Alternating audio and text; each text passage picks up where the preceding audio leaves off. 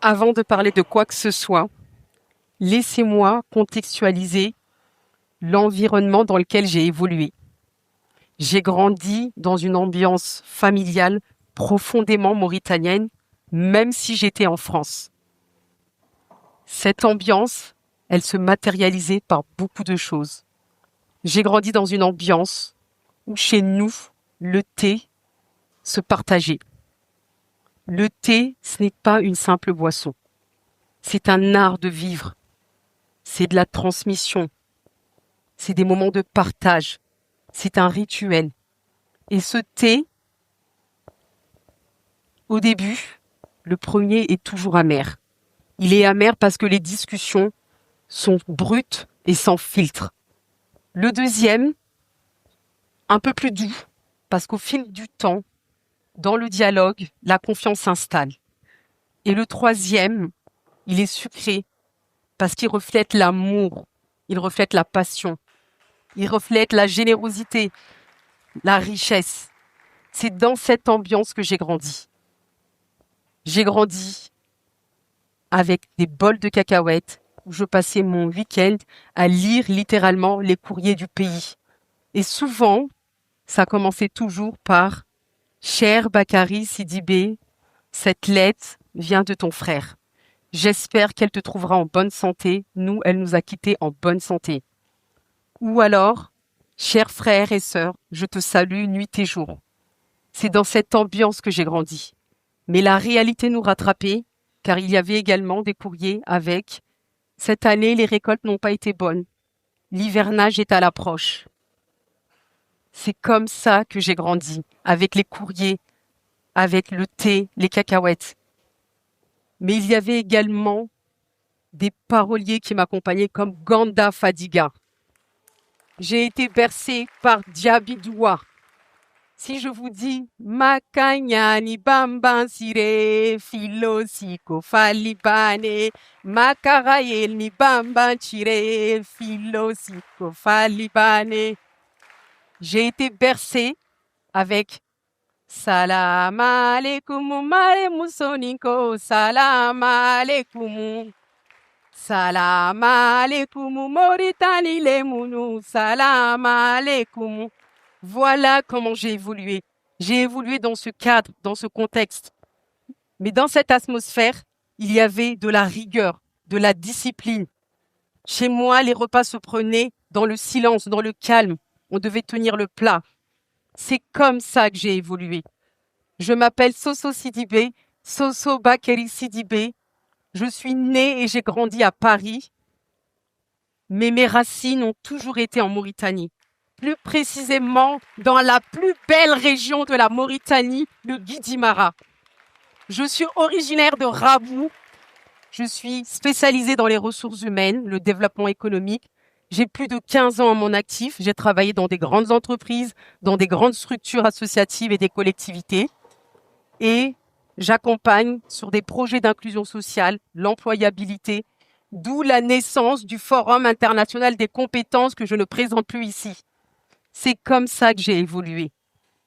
Dans cette atmosphère, il faut savoir également, en tant que gestionnaire dans les ressources humaines, j'ai appris à travailler, à me forger, parce que mes parents derrière m'ont donné une éducation. Cette éducation, ils connaissaient sa valeur, parce qu'effectivement, ils n'ont pas eu la chance de faire les études. Donc, ils savaient une chose essentielle, l'éducation était une valeur, un levier puissant. En France, pour les études, c'était très difficile de suivre une famille, une grande famille. Mais mes parents, avec beaucoup de rigueur, de conviction, ils ont travaillé corps et âme pour nous donner cette éducation. Ils ne se sont pas arrêtés à l'éducation. Ils ont voulu aller plus loin en nous donnant la philosophie du Soninkarou. Être Soninké, c'est appartenir à une ethnie, certes, mais la philosophie du Soninkarou, c'est d'épouser des codes. C'est un ensemble de codes. C'est la solidarité, c'est l'entraide, c'est la dignité. c'est la générosité, c'est ce qu'ils m'ont appris, ils m'ont inculqué des valeurs. Et aujourd'hui, si je suis là, c'est pour leur rendre hommage à mes parents. Je suis revenue en Mauritanie, j'ai décidé de revenir parce que je voulais à mon tour rendre ce qu'ils m'ont donné, participer à mon niveau à l'échelle de développement. Ça fait 8 mois que je vis en Mauritanie, je suis là avec mes filles, on apprend à connaître le pays, on observe, on travaille pour participer à cette chaîne de valeur. Aujourd'hui, je voudrais leur rendre hommage. Je voudrais rendre hommage à un homme, mon père, un homme aimable, un homme généreux, un homme sincère, loyal. Il m'a tout appris. Chez moi, à Rabou, mon père accueillait tous les étrangers. Je voudrais rendre hommage à ma mère, cette femme exemplaire, d'une sagesse, dotée d'une sagesse exemplaire. Elle était douce, elle était forte, sage et toujours aimante. Aujourd'hui, je leur rends hommage. Ils sont disparus tous les deux. Allah galna hinniya, Allah galna hinne kerfunsu. Si je vous parle de tout ça, c'est pour vous expliquer aussi que dans tout mon cheminement, il y a un objet précieux qui m'a accompagné. Et cet objet, c'est un carnet usé, mais précieux, riche d'histoire. Dans ce carnet se trouvaient les comptes rendus de famille. Dans ce carnet se trouvait la liste des cotisations. Dans ce carnet se trouvait ma lignée. Ce carnet m'a tout appris. Ce carnet, c'était la vraie Mauritanie. Pas celle des manuels, pas celle de la télé. La Mauritanie qu'on murmure entre deux thés.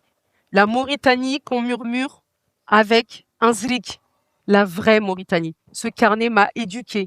C'est lui qui m'a emmené jusqu'ici aujourd'hui. Si je suis là, c'est ce carnet qui m'a emmené jusqu'ici. Ce carnet, c'était aussi l'impact et le rôle de la diaspora. Grâce à lui, j'ai découvert toutes les constructions.